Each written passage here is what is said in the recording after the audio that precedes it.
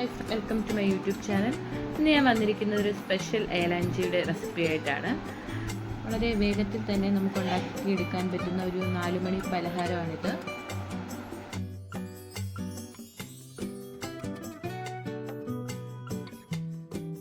ഇതിനായി നമുക്ക് വേണ്ട മെയിൻ ഇൻഗ്രീഡിയൻസ് എന്ന് പറയുന്നത് 2 കപ്പ് മൈദ, 1 കപ്പ് അവില്, 1 കപ്പ് ചിരകിയ തേങ്ങ, 4 ടേബിൾ സ്പൂൺ പഞ്ചസാര, ഏലക്കാപ്പൊടി എന്നിവയാണ്.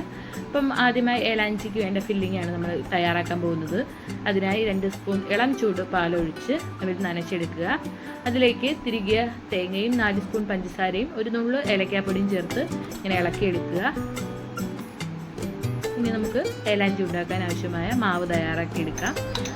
മൈദാമാവിലേക്ക് നമുക്ക് 1 നുള്ളു ഉപ്പ്, 1/2 സ്പൂൺ പഞ്ചസാര ചേർത്ത് ഒരു ദോശമാവിൻ്റെ പരുവത്തിൽ ഇങ്ങനെ കലക്കിയെടുക്കാം. നിറത്തിനായി നമുക്ക് ആവശ്യത്തിന് മഞ്ഞൾപ്പൊടി ചേർത്ത് കൊടുക്കാം. ഇതിലെ മാവിലേക്ക് നമ്മൾ കുറച്ച് പഞ്ചസാര ചേർത്ത് കൊടുക്കുന്നുണ്ട്. നമ്മുടെ ഏകദേശം ഒരു ദോശമാവിൻ്റെ പരുവത്തിലാണ് ഏലാഞ്ചിയുടെ മാവ് തയ്യാറാക്കി എടുക്കേണ്ടത്.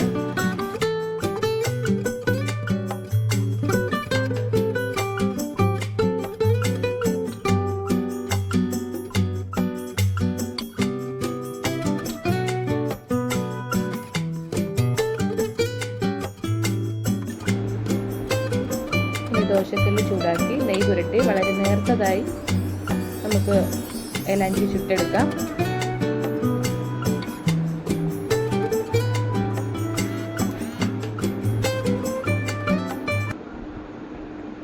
മാവ് ഒഴിച്ചു കൊടുത്ത് അര വേവാകുമ്പോൾ നമ്മൾ ഇതിലേക്ക് തയ്യാറാക്കി വെച്ചേക്കുന്ന ഫില്ലിങ് നിറച്ച്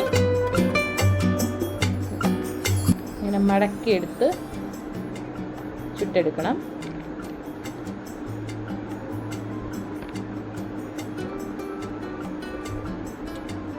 നമ്മുടെ ഏലാഞ്ചി റെഡിയായി കഴിഞ്ഞിരിക്കുകയാണ്.